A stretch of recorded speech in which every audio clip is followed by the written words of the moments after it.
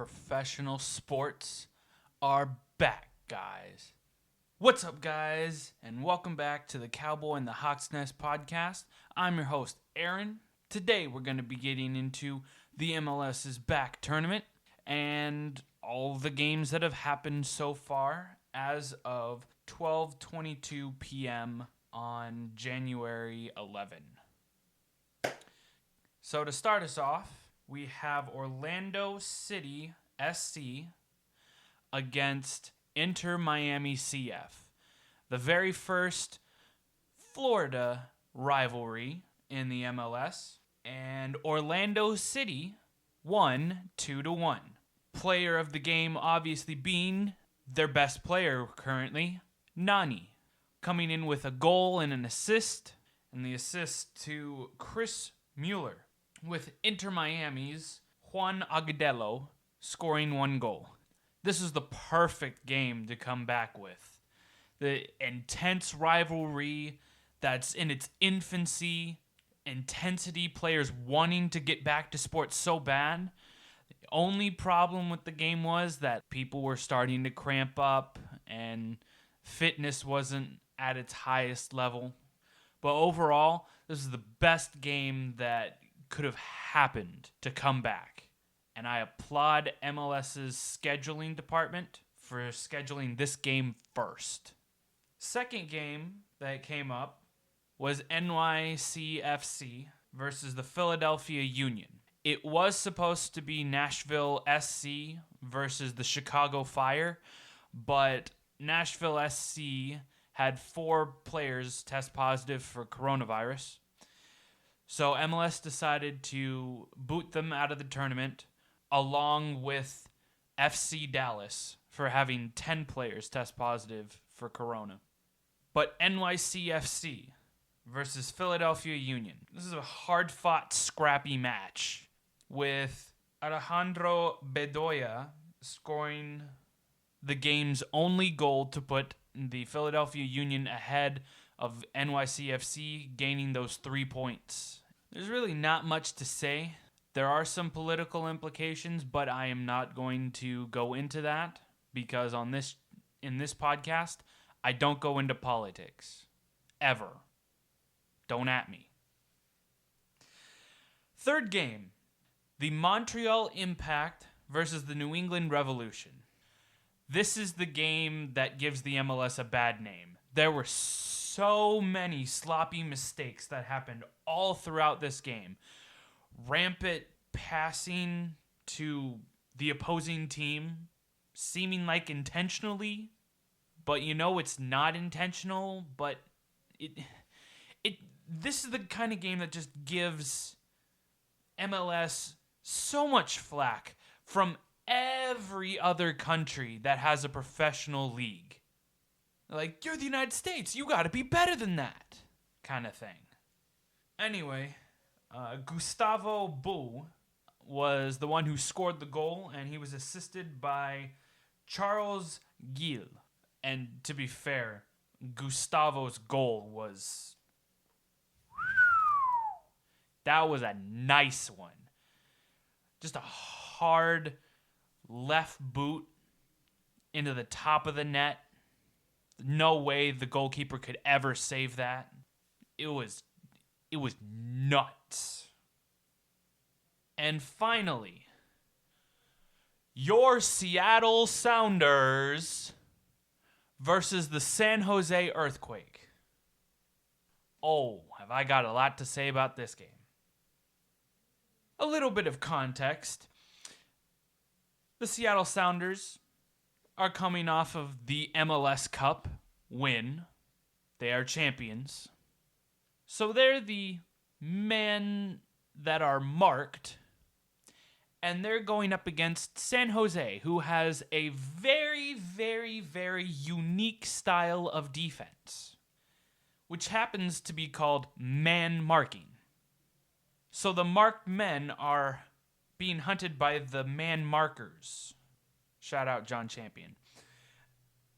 But this kind of defense that San Jose plays is basically soccer's version of man-on-man defense, which throughout the soccer universe, you don't see this because normally it's super easy to get past once you string a few passes together.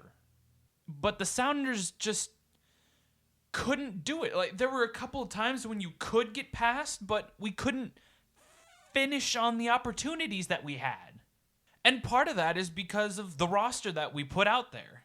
Mainly the two defensive mids that we had in Gustav Svensson and Jordi Delem. Don't get me wrong, they are fantastic players. But against San Jose's defense, you need aggressive. These two are more laid back. And I'm surprised that at halftime, Brian Schmetzer didn't make any changes immediately. Like, he waited 10 to 15 minutes to bring on Jovan Jones for Jordi Delem, which was the right call at the time. But that time should have been like 5 minutes earlier. And one indisputable retort that I have is the refereeing. The refereeing was it was an okay game from the referee. He let them get a little bit physical, but he missed a very, very obvious penalty against the Sounders in the box. Raul Ruidiaz was controlling the ball, and the defender for San Jose clearly pushes him over. He had a little bit of acting. Yeah, there was a little bit of acting coming. Yeah, there was a little bit of acting coming from Raul Ruidiaz. But it's clear and obvious that it's a push. Like, an NFL referee would be able to see that that is obviously pass interference with the extension of the arm. And the ref wouldn't go to VAR. What? Oh, I was jumping up and down saying, what the hell are you doing? Fortunately, because of that call, we got a makeup call on the other end, where it was a clear foul by Xavier Arriaga. I have a little bit of a problem with him right now because us Sounders fans have been spoiled by center back pairings. We probably have had the best center back pairing of all time in the MLS with Chad Marshall and Roman Torres. Both are gone. Chad Marshall retired and Roman Torres went to, funny enough, Inter Miami CF. And he opted out of going to the tournament because of coronavirus reasons. But now we have one good center back in Yaimar Gomez Andrade. And he was as a center back, he was better than the center defensive mids in pushing the tempo up and trying to get on offense. And he had the physical ability and the fitness ability to get back and play center back when he needed to. But Arriaga, bad decision making for one, bad fitness for a second, and he allows too many goals. Now there's a stat somehow that says we've never lost with Arriaga in center back, and yet we've allowed 30 goals. How is this possible? I'm astounded by this stat. Like, we need to get some either high-profile center back or something to replace Arriaga. It's getting annoying right now. And we're drawing with San Jose. Now, granted, they're not a bad team. They still have MLS's all-time goal scorer in Chris Wondolowski. But he was subbed on in the 70th minute. He didn't make a difference. We should have had 3 goals against them with the chances that I saw. At least 3 goals, maybe 4. And that's a Christian Roldan fast break down the field. That's the missed PK that we should have gotten with Raul Ruidiaz. And like 2 more in like the first 10 minutes. Oh, I'm fuming. And I'm done. Thank you for paying attention to my ranting on the Cowboy and the Hawks Nest podcast. I'm your host, Aaron. And always remember, go Hawks. How about them Cowboys? And born in 1974, Sounders.